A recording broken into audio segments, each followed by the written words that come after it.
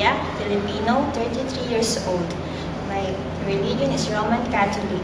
I am married with 3 children and my husband is working as an auto mechanic. I have 1 brother and 2 sisters and I am the second in the family. Good day to you, Miss Diana. How are you right now? Sir, Madam, I'm fine, thank you. Okay, so what do you think are the right attitude and characteristics of a good domestic helper? Sir, Madam, the right attitude of a good domestic helper must be trustworthy, honest, hardworking, and patient. So, can you tell us the proper way in how to take care of the children?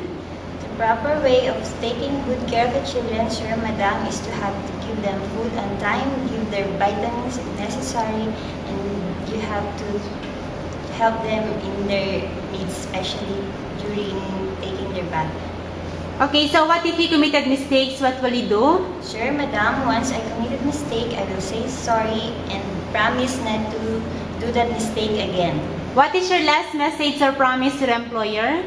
Sir, Madam, please do hire me as a domestic helper because I really need this job for my family and I promise to do my best and to finish my contract with you. Thank you, Miss Orpilla, and hope to see you soon in Singapore. Sir, Madam, thank you.